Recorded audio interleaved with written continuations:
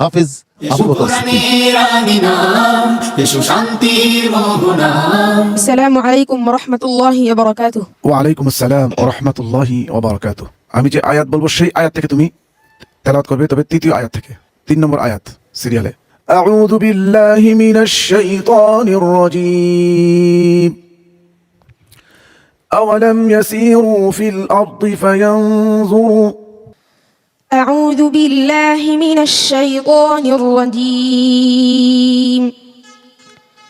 بسم الله الرحمن الرحيم.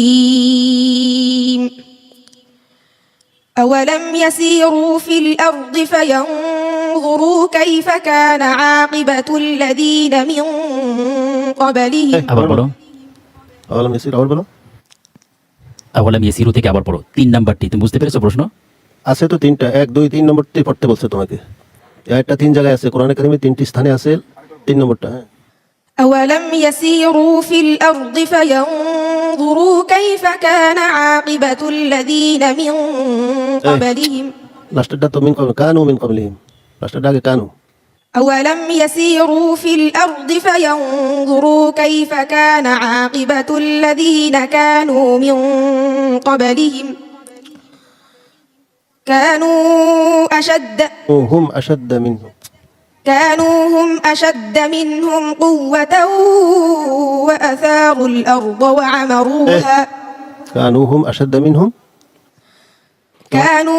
أشد منهم قوة وآثارا في الأرض فأخذهم الله بذنوبهم وما كان لهم من الله من واق.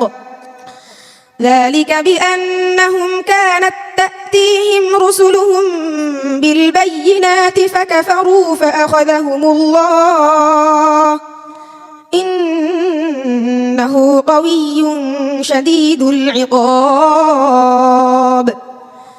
ولقد أرسلنا موسى بآياتنا وسلطان مبين إلى فرعون وهامان وقارون فقالوا ساحر كذاب.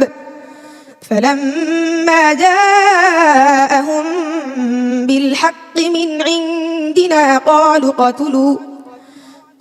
قتلوا أبناء الذين آمنوا معه واستحيوا نساءهم وما كيد الكافرين إلا في ضلال.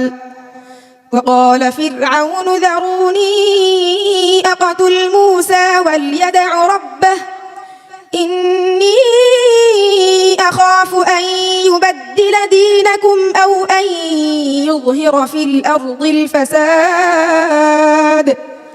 وقال موسى إني عذت بربي وربكم من كل متكبر لا يؤمن بيوم الحساب. وقال رجل مؤمن من آل فرعون يكتم إيمانه أتقتلون رجلا أن يقول ربي الله وقد جاءكم بالبينات من ربكم وإن يك كاذبا فعليه كذبه وإن يك صادقا يصبكم بعض الذي يعدكم إن الله لا يهدي من هو مسرف كذاب. হাসবুক। صدق الله العظيم. মাশাআল্লাহ। প্রিয় দর্শক, আমরা রয়েছি টপ 8 এর দ্বিতীয় গ্রুপে।